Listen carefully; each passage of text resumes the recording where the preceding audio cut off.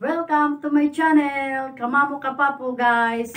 Gagawa tayo ngayon ng bibingkang malagkit. Pero bago muna yan, please subscribe to my channel and please ring the notification bell para lagi tayong update sa aking mga new video. Okay guys, ito na yung ating glutinous rice or malagkit. 1 kilo to guys. And then itong ating kakang gata. Tapos ito yung ating pangalawang gata. Isasabaw natin dito guys. Okay? Hugasan na natin yung ating glutinous rice. Mga 2 pieces natin ito hugasan guys.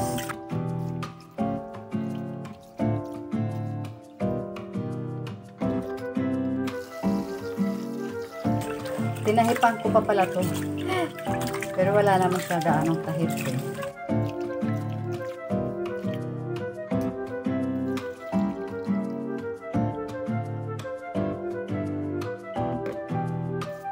Ayan na guys, salang na natin.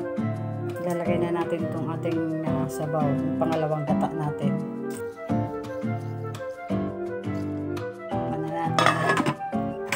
Habang inaantay natin to guys, gagawa na tayo ng ating ilalagay natin sa ibabaw yung kakang gata at yung brown sugar natin.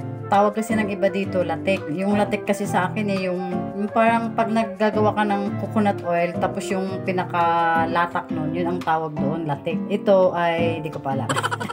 Sabihin na lang natin caramelized sugar and coconut milk. Nalagyan natin ng star anise.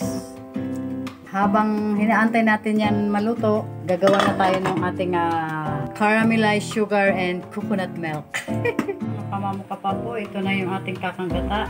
Yung ano pala kanina guys, nakalimutan ko sabihin, yung glutinous rice natin, yung malagkit natin, bukod dun sa nilagay kong star anise, nilagyan ko rin ng salt, ng asin para pang ano sa kanya, yung pangsura ng tawag dito, tamis. Na pag nakita natin yung medyo ano na siya guys, mga kamamo ka pa po, medyo nagmamantika na siya, naglalangis na siya sa gilid-gilid nitong ating kawali. Ilalagay na natin yung ating brown sugar. Ayan na siya, mamantika na siya. Ilalagay na natin yung ating sugar, brown sugar natin. So brown. Hindi wash yung aking nilagay guys ha. Brown talaga. So brown. 1 quart muna. Luin muna natin siya. Half kilo yun guys. Kasi walang tamis yung ating rice, glutinous rice natin, yung malagkit. Wala akong nilagay na kahit kunting tamis. Ang nilagay ko doon ay yung salt and then star anise at yung ating pangalawang gata, yung ating sinabaw. Walang tamis yun. Kaya half kilo yung ating ilalagay na brown sugar dito.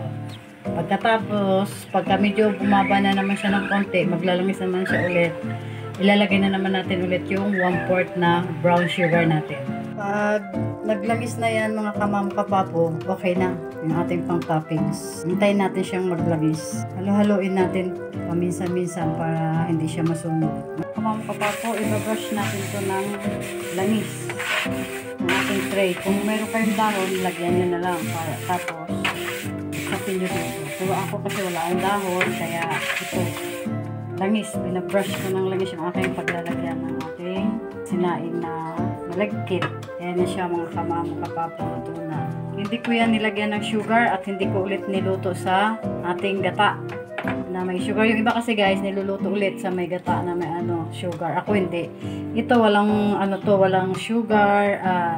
Ang ano lang nito, salt and star anise. Ilalagay na natin dito sa ating tray. Yan. Ilalagay na natin. Pa-flat lang natin yan dyan.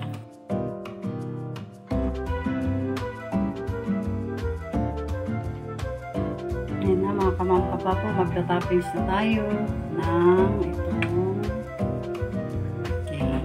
kakalat lang natin. Tapos, hintayin natin siyang lumamig. Ito na siya mga kamamo kapapo. Guys, ito na siya. Ang ating bibingkang malagkit. Tapos, yung kalahati nito, lalagyan ko ng mango para maiba naman. Okay, mga kamamo kapapo, ito na yung ating bibingkang malagkit. Yung kalahati, guys, nilagyan ko ng manggang hinog. And then, yung kalahati ay wala. Pag may gustong kumain ng may mangga, dito sa kalahati, mag-slice. Yung ayaw, dito naman sa kabila. Mga kamamo kapapo, maraming salamat po sa panonood nyo lagi sa aking video. God bless sa ating lahat. I love you all, guys. Mwah! Bye-bye!